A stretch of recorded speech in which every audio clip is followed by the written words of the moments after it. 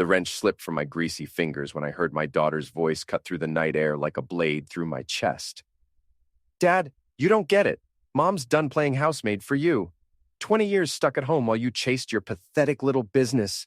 Of course she needs pleasure from a real man, and she chose Uncle Jake because he makes her feel desirable and he's always around.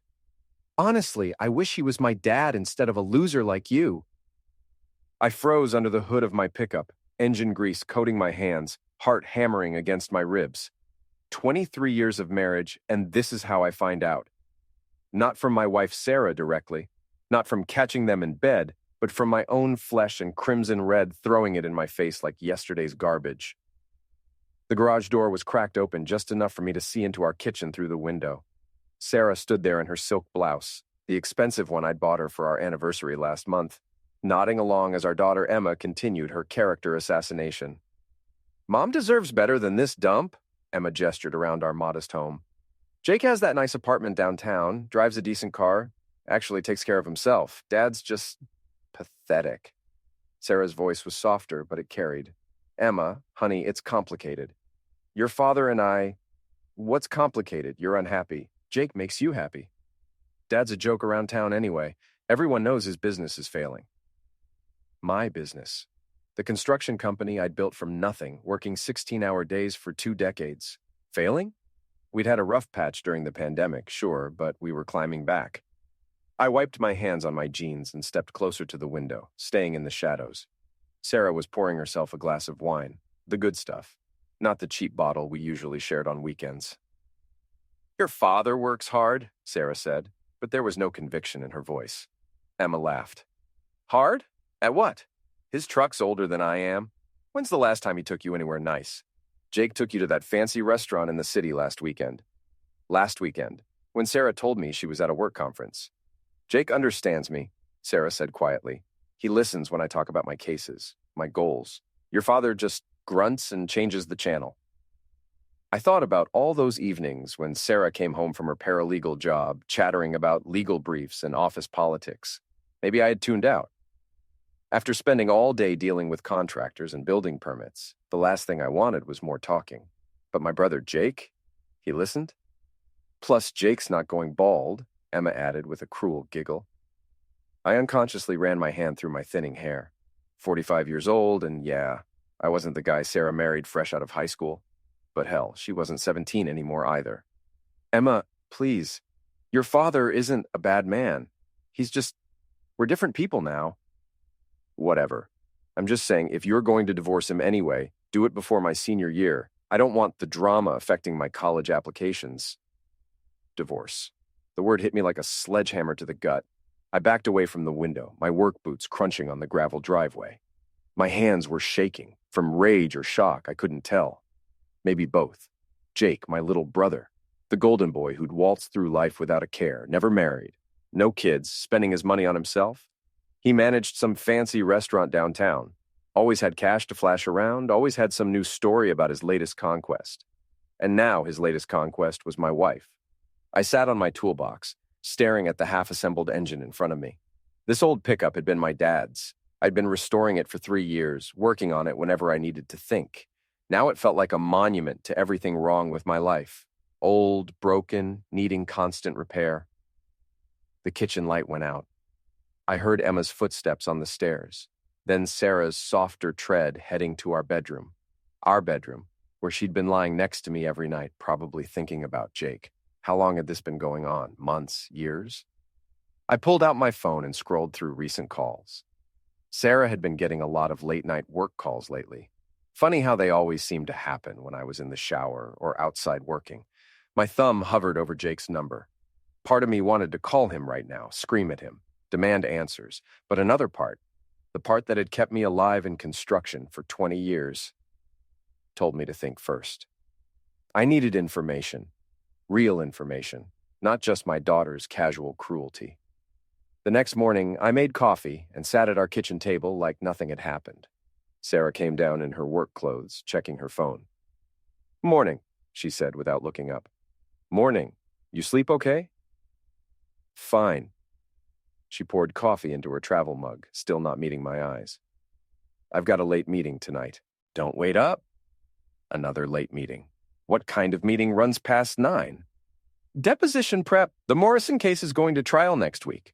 She kissed my cheek, a quick, perfunctory peck. See you later. I waited until her car pulled out of the driveway, then called in sick to work. First sick day I'd taken in 2 years. I drove to Mel's Diner downtown, where I knew the waitresses gossiped like CNN anchors. Sure enough, Dolores was working the morning shift. Tommy, don't usually see you on a Tuesday? Coffee? Please, and maybe some information. Dolores raised an eyebrow. She'd known me since high school, had dated Jake briefly before he moved on to someone prettier. What kind of information? The kind about my brother and married women. She poured my coffee slowly, thinking. You sure you want to know? I'm sure. He's been bringing someone around the diner. Fancy lady, drives that silver car. They sit in the corner booth, all cozy like. Silver car, Sarah's Honda. How long? Couple months, maybe more. Tommy, I'm sorry. I should have said something, but not your job. I left a 10 on the counter and walked out. My phone buzzed. Text from my old friend Pete, who ran the boxing gym across town. Haven't seen you in weeks. Getting soft? Pete's gym, where I used to go 3 times a week back when I thought staying in shape mattered. Before Sarah started working late every night. Before I started eating dinner alone, watching TV until I fell asleep on the couch. I drove to the gym. Pete was training some kid on the heavy bag, barking corrections. Look who crawled out of his cave, Pete said when he saw me. You look like hell.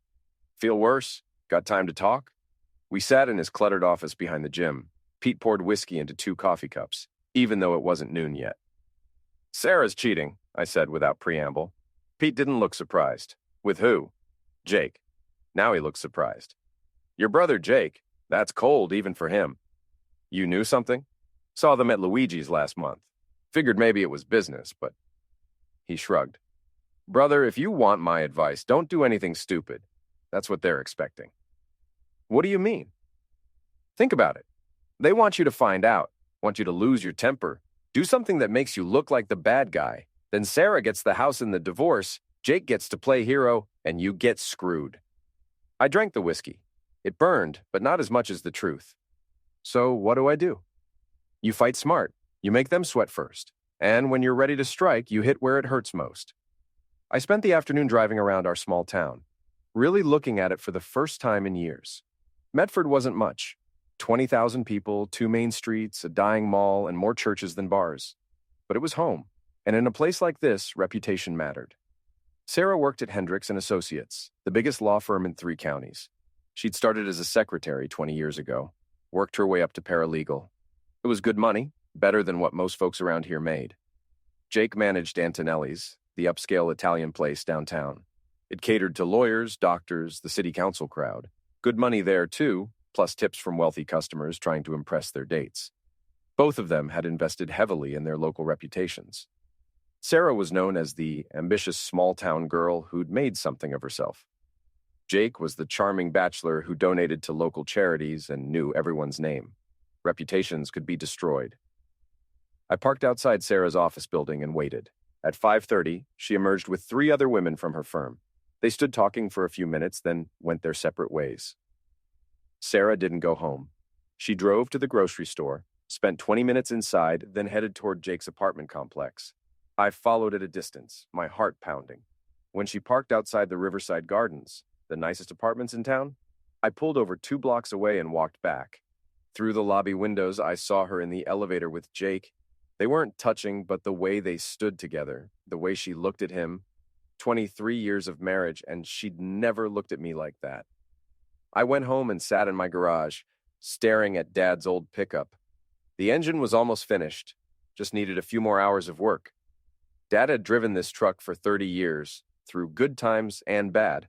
He'd bought it new in 1985, when he started his own construction business. The same business I had inherited and built up. The same business Emma called pathetic. My phone buzzed. Text from Sarah. Working late? Don't wait up. I typed back, okay, love you.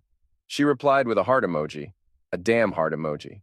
I worked on the truck until midnight, tightening bolts and adjusting cables. Physical work helped me think, helped me plan.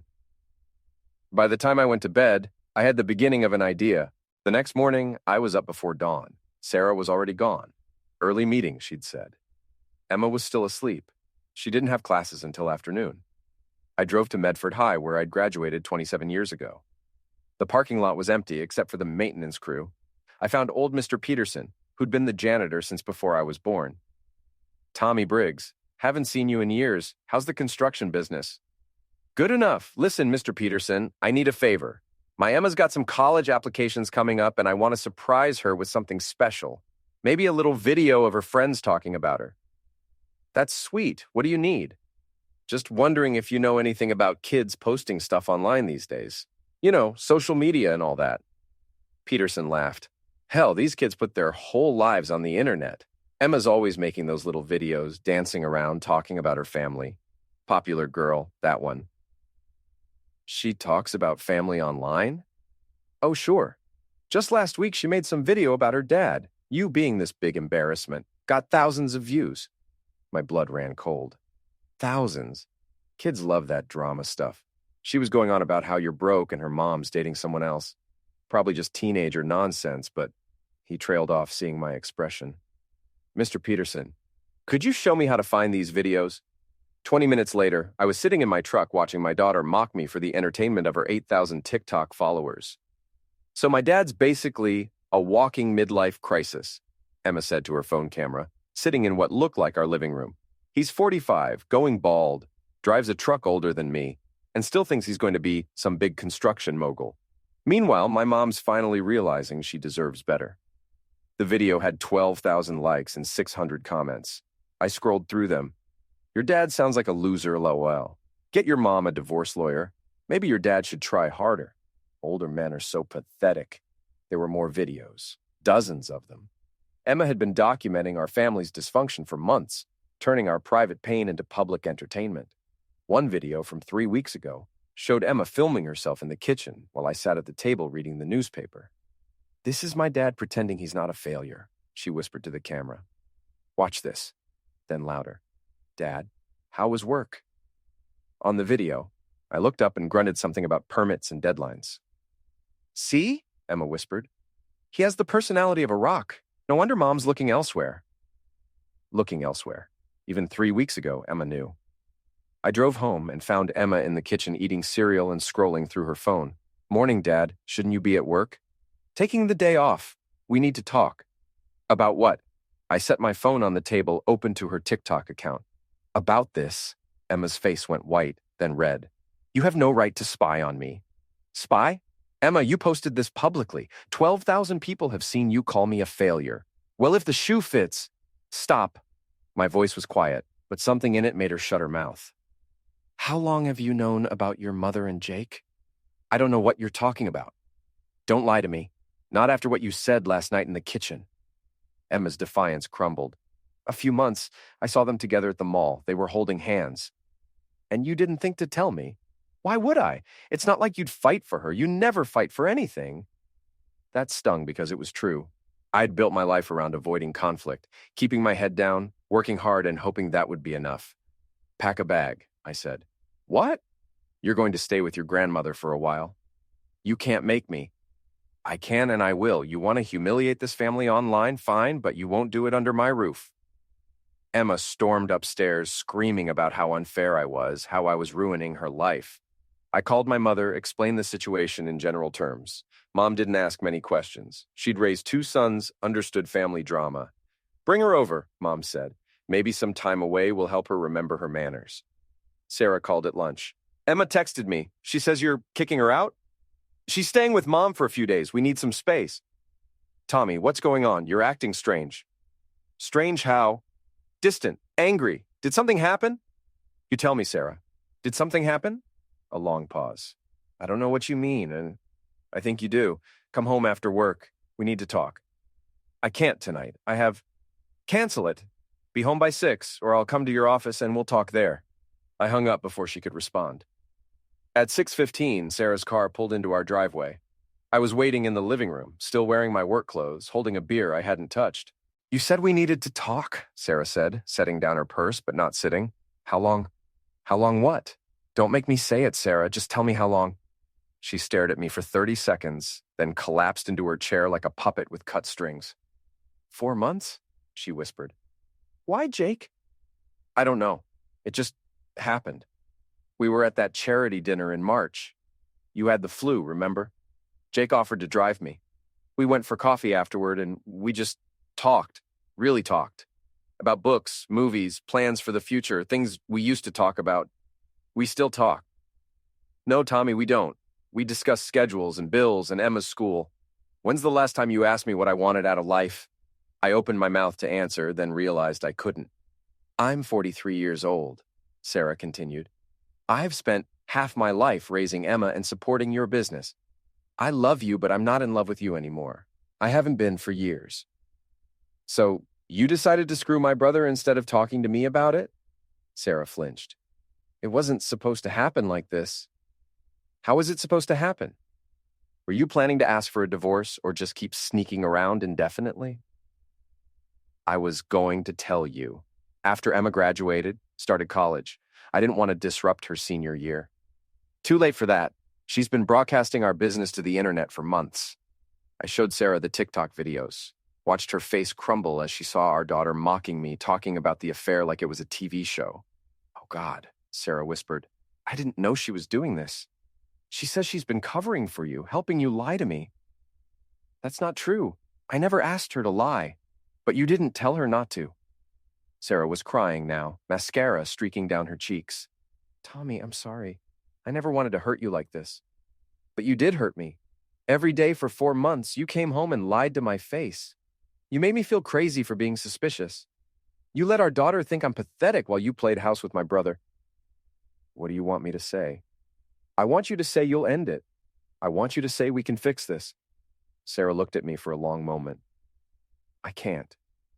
Can't or won't. Both. Tommy, I'm leaving you. I filed for divorce yesterday. The room spun. Yesterday?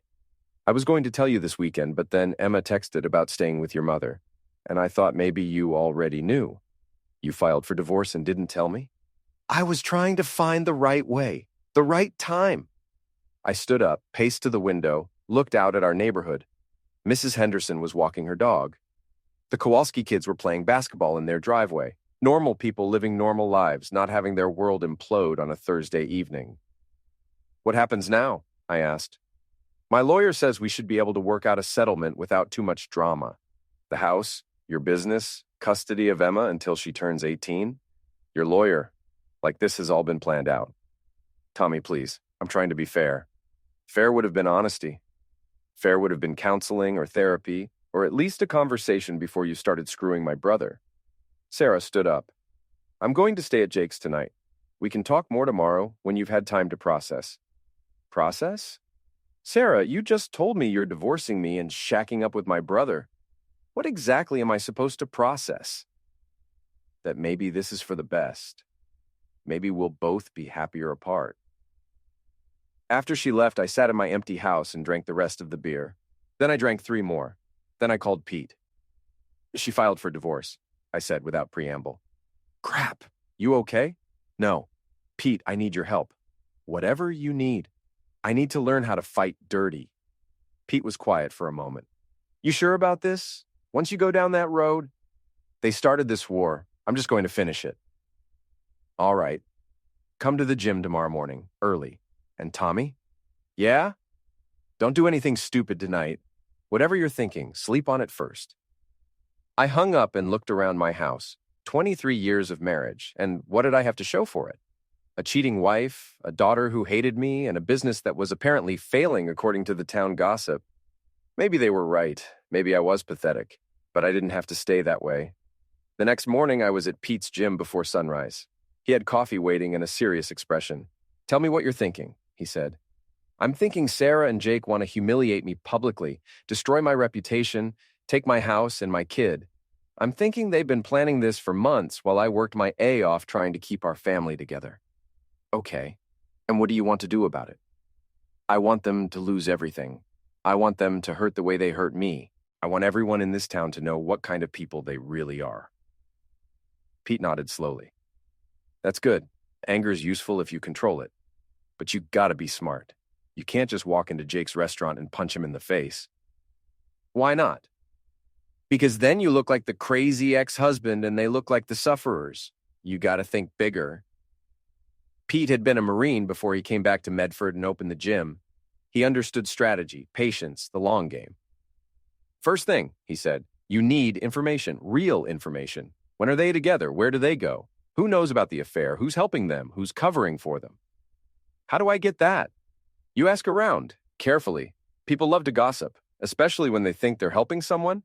You'd be surprised what bartenders and hairdressers know. Over the next week, I became a detective. I talked to waitresses, mechanics, shop clerks, anyone who might have seen Sarah and Jake together. I learned they'd been to 3 different restaurants, a hotel in the next town over, and a cabin on Lake Morrison that belonged to Jake's friend. I learned that Sarah's best friend, Lisa, knew about the affair and had been covering for her. Lisa worked at the bank where Sarah and I had our accounts. I learned that Jake had been bragging to his buddies about stealing my wife. Most importantly, I learned that almost everyone in town either knew or suspected what was happening. I was the last to know, and that made me look like either an idiot or a coward. Neither was acceptable. On Friday night, I drove to Antonelli's. Jake was working, charming customers, and playing the perfect host. He saw me walk in, and his face went pale. "Tommy, what are you doing here?" "Can we talk? Outside?" Jake looked around the restaurant, probably hoping one of his staff would bail him out. But it was late, and most of the customers were finishing their meals. "Sure, give me 5 minutes." I waited in the parking lot, hands in my pockets, trying to look casual. When Jake came out, he was all false bravado and fake concern. "Look, Tommy, I know this is awkward." "Awkward? You're screwing my wife and you think it's awkward? Sarah and I didn't plan for this to happen. It just what? Your pecker just accidentally ended up inside my wife?" Jake's jaw tightened. "You don't understand the situation. Explain it to me. Sarah's been unhappy for years. You know that, right? She feels trapped, ignored, taken for granted. She deserves better than coming home to a guy who barely acknowledges she exists. So you decided to give her better. I decided to give her what you couldn't. Attention, conversation, romance. When's the last time you took her anywhere nice? When's the last time you told her she was beautiful?" The worst part was that he wasn't wrong. I had gotten lazy, complacent. I'd assumed that working hard and providing for my family was enough. "You're right," I said. "I could have been a better husband." Jake looked surprised. "Okay, good. Maybe we can work this out like adults. But here's the thing, Jake. You could have been a better brother. You could have talked to me, suggested marriage counseling, hell. You could have at least waited until after the divorce papers were signed. Tommy, instead, you decided to sneak around behind my back, make me look like a fool in front of the whole town, and turn my own daughter against me. I never did anything with Emma. You didn't have to. You just let her watch you destroy her family and convinced her it was my fault." Jake stepped closer, and I could smell his expensive cologne. "Your family was already destroyed, Tommy. I just gave Sarah an escape route." "An escape route? Is that what you call it?" "What would you call it?" I smiled, and something in my expression made Jake step back. "I'd call it the biggest mistake you ever made." I walked away before Jake could respond, leaving him standing in the parking lot looking confused and slightly worried. On Saturday, I drove to the bank. Lisa worked the drive-through window, and I'd known her since high school. She'd been Sarah's maid of honor at our wedding. "Tommy, how are you holding up?" Interesting question. "I'm okay, Lisa. Thanks for asking. If there's anything I can do." Actually, there is. Sarah mentioned something about needing to transfer some money around for the divorce proceedings.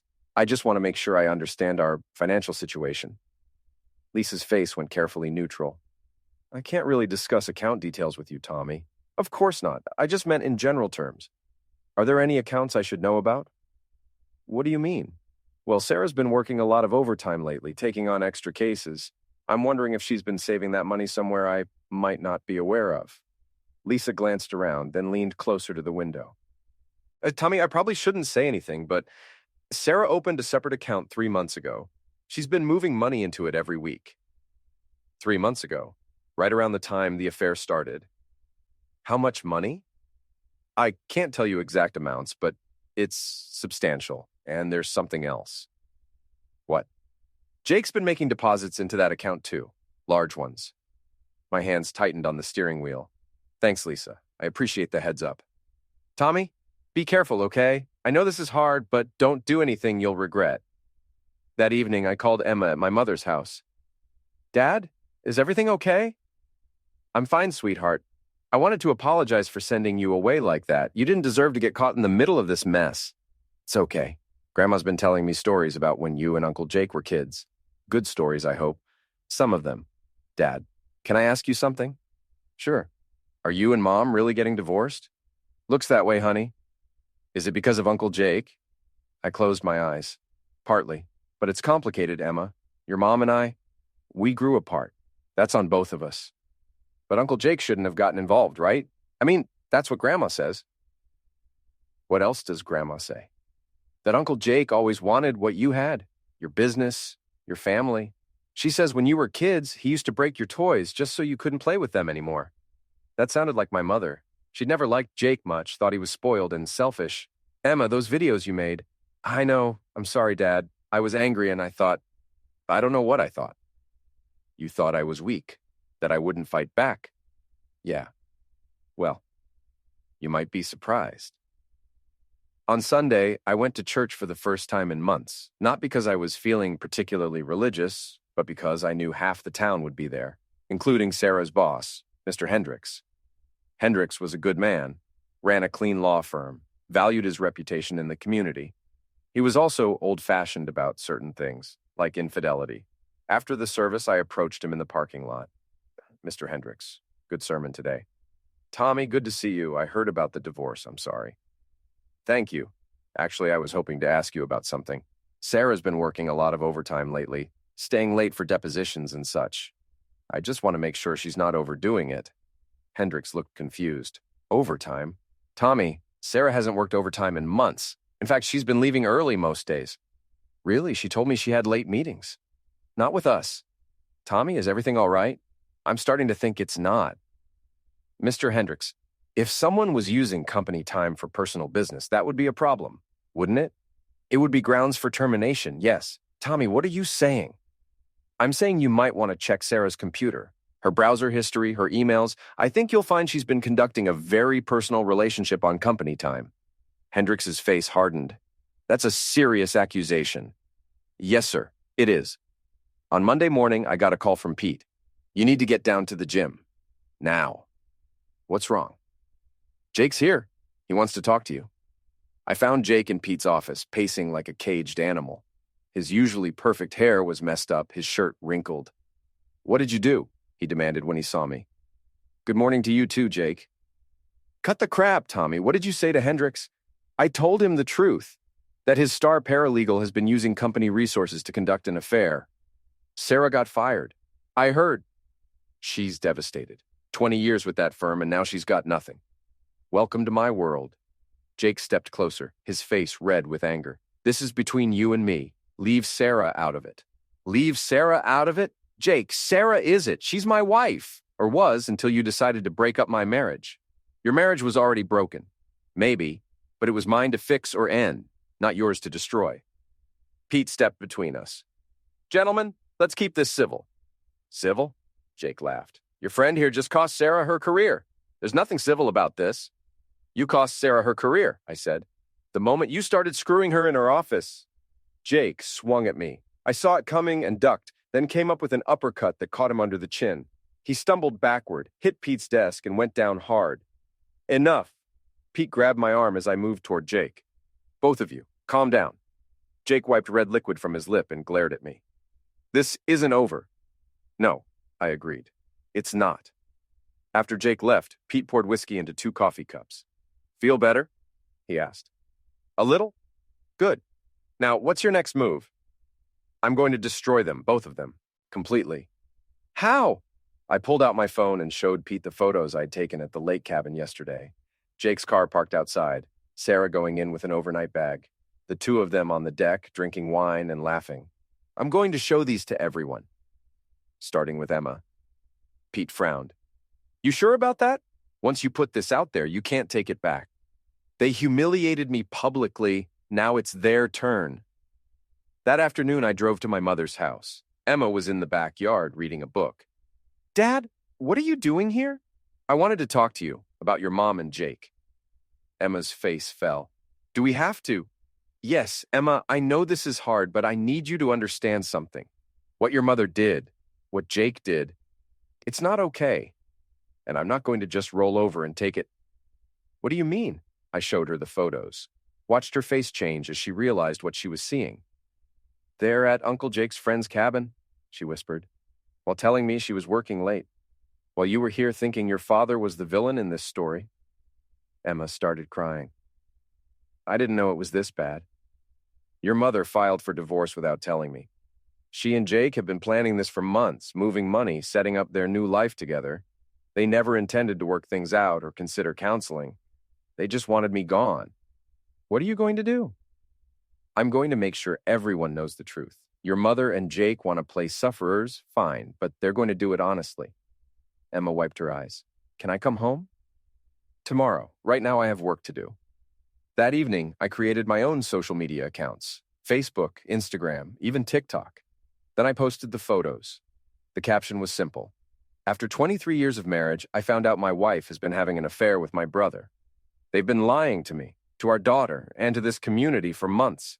These photos were taken yesterday while my wife told me she was working late. I guess everyone deserves to know the truth. Within an hour, the post had 50 comments. Within 2 hours, it had been shared 30 times. By midnight, half the town had seen it. My phone started ringing around 10. First Sarah screaming about invasion of privacy and public humiliation. Then Jake threatening to sue me. Then random neighbors offering support or asking for more details. I turned off my phone and went to bed. The next morning, I picked up Emma from my mother's house. She was quiet during the drive home, staring out the window. Dad, everyone at school is talking about the photos.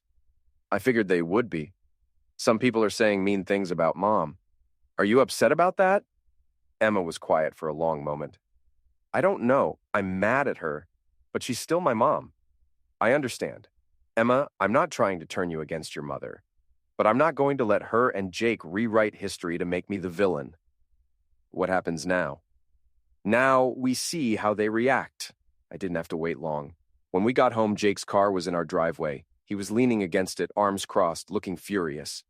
Emma, go inside, I said. Dad, inside, now. Emma reluctantly went into the house.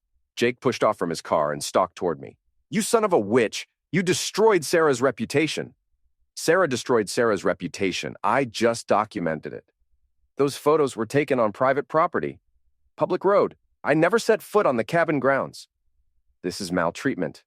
This is consequences. Jake got in my face, close enough that I could see the blood vessels in his eyes. Take down those posts. No. Take them down or I'll make you try it. For a moment I thought he might actually swing again. But Jake had always been more talk than action. He stepped back, straightening his shirt. You think you've won something here? Sarah still loves me. We're still together. All you've done is make yourself look bitter and pathetic. Maybe. But everyone knows the truth now. The truth. The truth is, you were a crappy husband who drove away the best thing that ever happened to him. If I was such a crappy husband, why didn't Sarah just divorce me? Why the sneaking around? Why the lies? Jake didn't have an answer for that. I'll tell you why, I continued. Because Sarah wanted to have her cake and eat it too. She wanted the security of being married to me while having fun with you. She wanted to keep the house, the respectability, the financial stability while screwing around on the side. That's not, and you went along with it because you've always been jealous of what I have.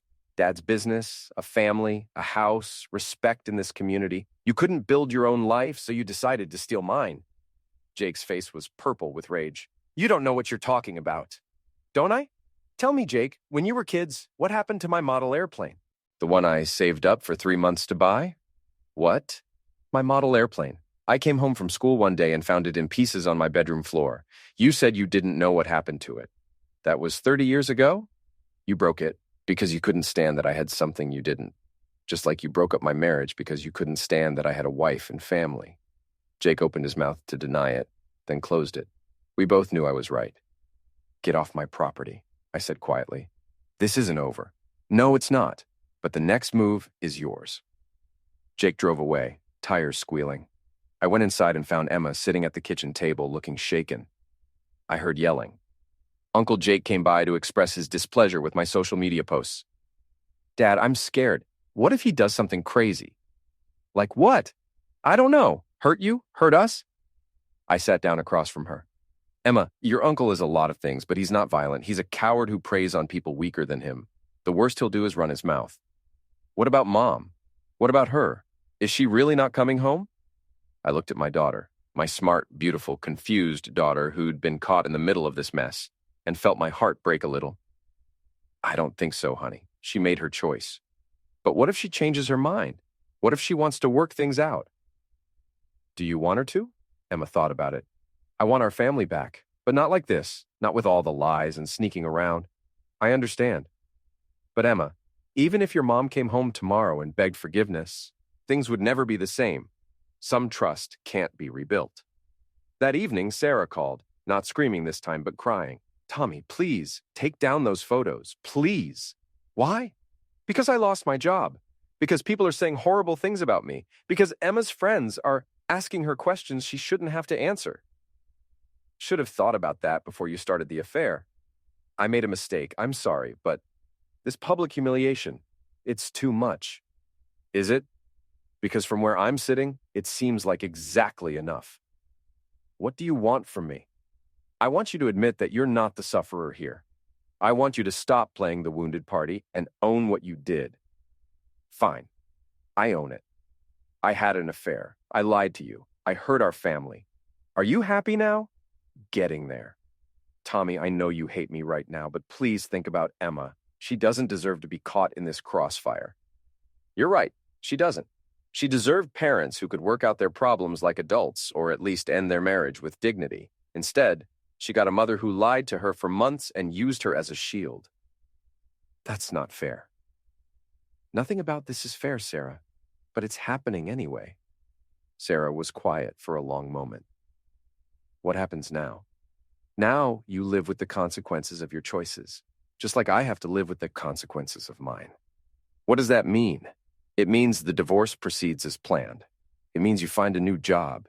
It means you and Jake figure out if what you have is worth all the damage you've caused. And Emma? Emma stays with me. She's almost 18 anyway, and I think she's seen enough of what infidelity does to a family. You can't keep her from me. I'm not keeping her from you, but I'm not forcing her to choose between her loyalty to me and her need for a relationship with you. That's your problem to solve. After I hung up, I sat in my living room and really looked at it for the first time in months. This house had been our home for 15 years. Sarah and I had painted these walls, picked out this furniture, hosted birthday parties and Christmas mornings and homework sessions. Now it felt like a crime scene. The next few days brought a parade of visitors. Some were supportive, neighbors who'd always liked me, friends from work who thought Sarah and Jake had crossed a line. Others were curious, wanting details and gossip to share at their own dinner tables. But the most interesting visitor was Mrs. Patterson from down the street. She was 85 years old, had lived in the neighborhood longer than anyone, and knew everyone's business.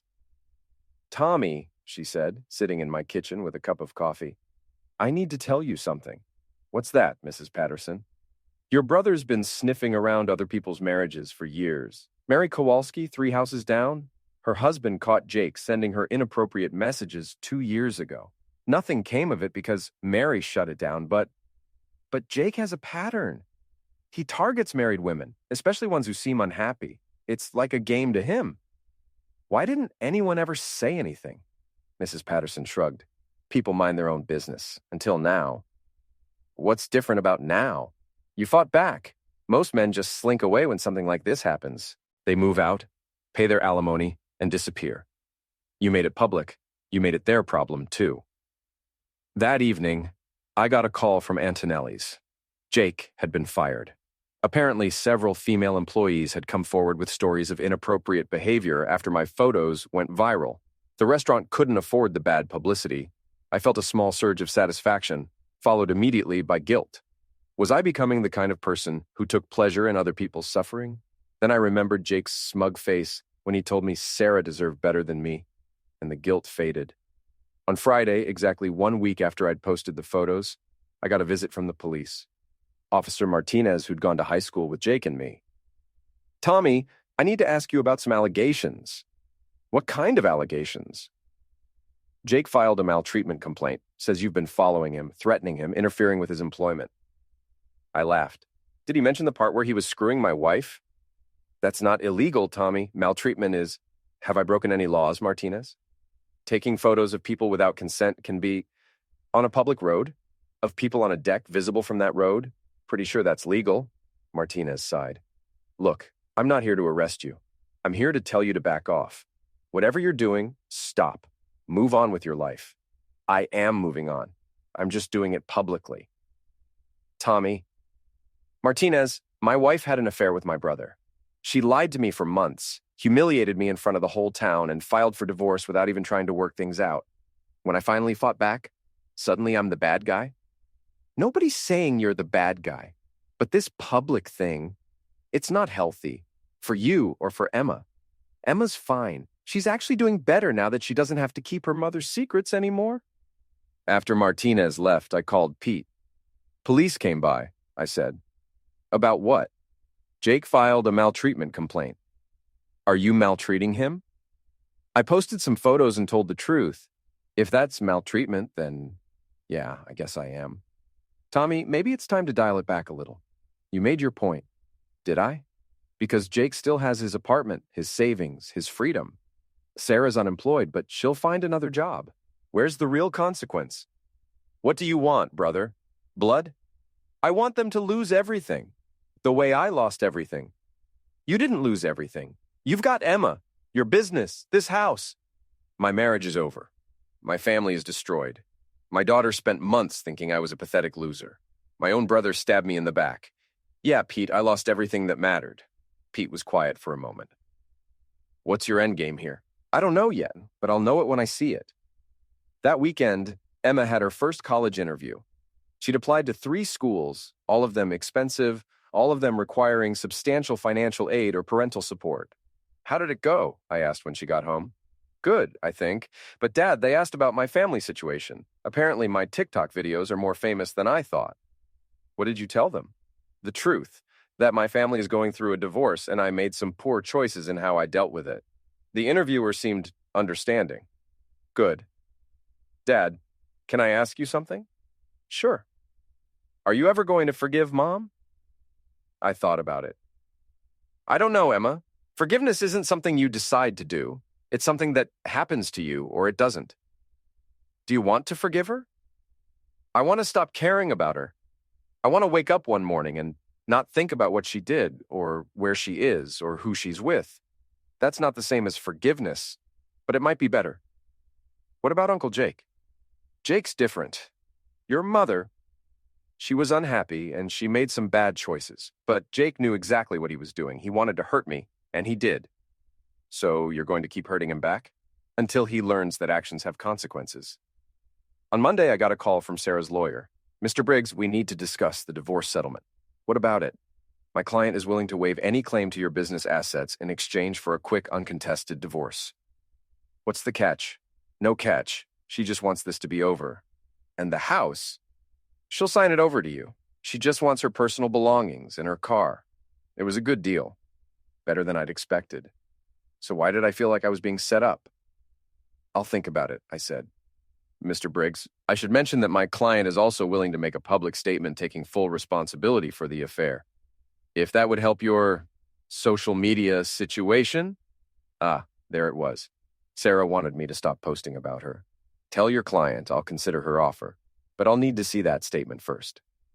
That evening, Sarah called me directly. Tommy, I'm asking you to please stop posting about us, please. Why? Finally tired of being famous? I'm tired of not being able to go to the grocery store without people staring at me. I'm tired of Emma getting questions at school. I'm tired of living like this. How do you think I felt for 4 months while you were lying to me? I know, I'm sorry. I'm so sorry. But this has to stop. Does it? Please, I'll give you everything in the divorce. The house, the cars, custody of Emma. Just please stop making this public. And Jake? What about Jake? What about him? Does he get to walk away from this with just a slap on the wrist? Tommy, Jake lost his job. His reputation is ruined. He's talking about leaving town. Good. Please, enough is enough. I thought about it. Sarah was offering me everything I could reasonably want in the divorce. Jake was fleeing town in disgrace. My social media posts had served their purpose, but something still didn't feel finished. I'll stop posting, I said finally, but I'm not taking down what's already there. Fine, thank you. Sarah? Yes? When you write that public statement, make sure you mention that Emma had nothing to do with this. She was just a kid caught in the middle. Of course. After I hung up, I sat in my kitchen and tried to figure out why I didn't feel satisfied. I'd won, hadn't I? Sarah was giving me everything. Jake was leaving town, and everyone knew the truth about what had happened. So why did I feel empty? The next morning, I drove to the lake cabin where I'd taken the photos. It belonged to Jake's friend Dave, who I'd known since high school. Dave was working on his dock when I pulled up. Tommy, wasn't expecting to see you here. Hey, Dave, nice place. Thanks. Dave looked uncomfortable. Look, about Jake and your wife, I didn't know they were using my cabin. If I'd known, you would have stopped them. Hell yes. That's not what this place is for. I believed him. Dave was a straight shooter, always had been. Jake ever bring other women here? I asked. Dave hesitated. Why? Just curious. A few. Over the years, always married ones, though I didn't know it at the time. How many? Tommy, what's this about? How many, Dave? 3 or 4, maybe more. Tommy, Jake told me they were separated or divorced or, I don't know. I never asked too many questions. 3 or 4, maybe more. Mrs. Patterson had been right about Jake having a pattern. Dave, do you have names? Why would you want names? Because I think some husbands deserve to know the truth. Dave stared at me for a long moment. You're not going to let this go, are you? Would you? He disappeared into his cabin and came back with a notebook. Jake always signed the guest book when he used the place. Most of the women did too. I flipped through the pages. Jake's signature appeared dozens of times over the past 3 years, almost always accompanied by a woman's signature. Some names I recognized, married women from town. Others, I didn't. Dave, can I take a picture of this? I don't know, Tommy. This feels like it could get messy. It's already messy. I'm just making sure everyone knows how messy. Dave reluctantly let me photograph the relevant pages. Then I drove home and started making phone calls. The first call was to Bill Henderson, whose wife Margaret had signed the guest book 6 times over the past year. Bill, it's Tommy Briggs. I need to talk to you about something. By the end of the week, I'd contacted 5 husbands. 3 of them already suspected their wives were cheating. 2 had no idea. All of them wanted to know more. I organized a meeting at Pete's gym on Saturday night. 6 men whose wives had been seduced by my brother, plus Pete and me. Gentlemen, I said, looking around the circle of folding chairs, I think we have a problem. Bill Henderson was the first to speak. Margaret's been lying to me for 8 months, saying she was visiting her sister in the city. Linda told me she was taking art classes, said Mike Torres. Turns out the only art she was learning was how to sneak around. Each man had a similar story. Jake would meet their wives at social events, be charming and attentive, then gradually escalate to private meetings and eventually affairs. He convinced them their husbands didn't appreciate them, that they deserved better, that what they were doing wasn't really cheating because their marriages were already over. So what do we do about it? Asked Bill. We make sure everyone knows what kind of man Jake Briggs really is, I said. How? We tell our stories, all of us, publicly. Mike Torres shook his head. I'm not dragging my family through that kind of humiliation. Your family's already humiliated, I said. The only question is whether you're going to let Jake get away with it. Tommy's right, said Bill. If we stay quiet, Jake just moves to another town and starts over. How many more families is he going to destroy? Over the next hour, we planned our strategy. Nothing illegal, nothing violent, just public accountability. We would each write a statement describing Jake's pattern of behavior. We would post them on social media, send them to local newspapers, make sure everyone in town understood that Jake Briggs was a hunter who targeted married women. What about our wives? Asked Mike. What about them? I replied. They made their choices. Now they live with the consequences. But the humiliation. Should have thought about that before they decided to cheat. Not everyone was comfortable with the plan. 2 of the men left the meeting without committing to anything, but 4 of us agreed to move forward. On Sunday, we posted our statements simultaneously, 6 stories of betrayal, all with the same villain. The response was immediate and overwhelming. Jake's phone number was disconnected by Monday morning. His apartment was empty by Tuesday. By Wednesday, word was that he'd left town entirely. Sarah called me that evening, furious. You said you'd stop posting. I did stop posting. Other people started posting. You organized this. I shared information. What they did with it was their choice. Tommy, this is too much. Jake's gone. Isn't that enough? Is it enough for you? What do you mean? Are you satisfied with how this turned out? You got to have your affair, got caught, lost your job, lost your reputation, and your boyfriend fled town rather than face the consequences. Is that the happy ending you were hoping for? Sarah was crying. I never wanted it to end like this. How did you want it to end? I thought maybe we could work something out, all three of us, like adults. I laughed. All three of us? Sarah, you were screwing my brother. There was never going to be a scenario where we all sat around the dinner table like one big, happy family. I loved him. You loved the excitement. You loved feeling desired. You loved having a secret. But love, real love, doesn't sneak around and lie and destroy families. And what you're doing now, is this love?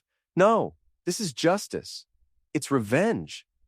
Sometimes they're the same thing. The next few weeks were quiet. Sarah moved back to her parents' house 2 towns over. The divorce papers were finalized without drama. Emma started her senior year of high school with her head held high, no longer carrying her mother's secrets. I went back to work, took on some new projects, even hired an extra crew member. Business was actually better than it had been in months.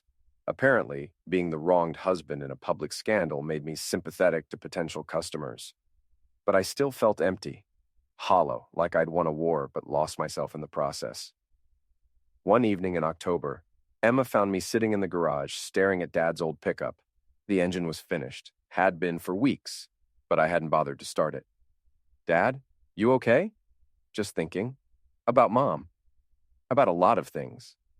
Emma sat on the workbench beside me. Do you miss her? I thought about it honestly. I miss who I thought she was. I miss the life I thought we had. But the real Sarah? The one who could lie to my face for months? No, I don't miss her. Do you regret what you did? The photos, the posts, all of it? Do you? Sometimes. I feel bad for Mom, even though I'm still mad at her. And I feel bad for the other women too. They made mistakes, but they're not the villain in this story. Are you? I looked at my daughter, smart, thoughtful, trying to make sense of an adult world that probably seemed crazy and cruel. I don't know, Emma. Maybe we're all villains in our own story. Or maybe there are just no heroes. That night, I couldn't sleep. I kept thinking about what Emma had said about heroes and villains and the messy space in between. I thought about Sarah, living with her parents at 43, starting over with nothing. I thought about the other wives trying to rebuild their marriages or facing their own divorces. I thought about their kids, watching their families implode. And I thought about Jake, wherever he was, probably telling himself he was the sufferer of a vindictive ex-brother-in-law. At 3 a.m., I got up and went to the garage. I turned the key in Dad's pickup, and the engine roared to life on the first try. 20 years of work, and it finally ran like it was supposed to. I drove through the empty streets of Medford, past the houses where I'd grown up, past the school where I'd met Sarah, past the church where we'd gotten married. This town had been my whole world for 45 years, and now it felt like a crime scene. I parked at the lake where Dave's cabin sat dark and empty. Jake would never come back here, would never hurt another family in this town. Was that victory? Justice? Or just the hollow satisfaction of a man who'd burned down everything around him to make a point? I sat by the water until sunrise, then drove home to make breakfast for Emma before school. Life went on. It always does. 2 months later, I got a letter from Jake. No return address, postmark from somewhere in Florida. Tommy, it said, I know you'll probably throw this away without reading it, but I had to try. I'm sorry. Not just for getting caught, but for what I did. You're right that I was always jealous of what you had. I'm working on figuring out why I needed to destroy it instead of building my own life. I know it doesn't matter now, but I want you to know that Sarah really did love you. She was just lost, and I took advantage of that. I hope someday you can forgive us both. Jake. I read the letter twice, then put it in the kitchen drawer with the other mail I never answered. Emma was accepted to her first-choice college with a partial scholarship. The rest would come from student loans and my savings. The money Sarah had been squirreling away for her new life with Jake ended up paying for Emma's education instead. "Dad," Emma said on graduation day, "I know this year was horrible, but I learned something important." "What's that?" "I learned that families aren't perfect. People make mistakes, sometimes huge ones, but that doesn't mean you stop fighting for what matters." "And what matters? Truth, loyalty, standing up for yourself, even when it's hard." That summer, Emma left for college. I helped her move into her dorm room, met her roommate, took the obligatory photos. As I was leaving, she hugged me tight. "Dad, I'm proud of you." "For what?" "For not just disappearing when everything fell apart, for fighting back, for showing me that you don't have to be a sufferer just because someone hurts you." I drove home to an empty house and sat in my kitchen, looking at 23 years of memories.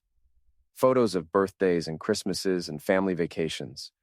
A life that had seemed perfect from the outside, but had been rotting from within. I thought about calling Pete, or driving to the gym, or finding some other way to avoid the silence. Instead, I went to the garage and started working on a new project, a motorcycle I'd bought at an auction, thinking maybe it was time to try something different. As I worked, I realized something had changed. For the first time in months, I wasn't thinking about Sarah or Jake or revenge. I was just working with my hands, fixing something broken, making it whole again. Maybe that was enough. Maybe that was victory. Maybe that was how you stop being a sufferer and start being yourself again. The phone rang.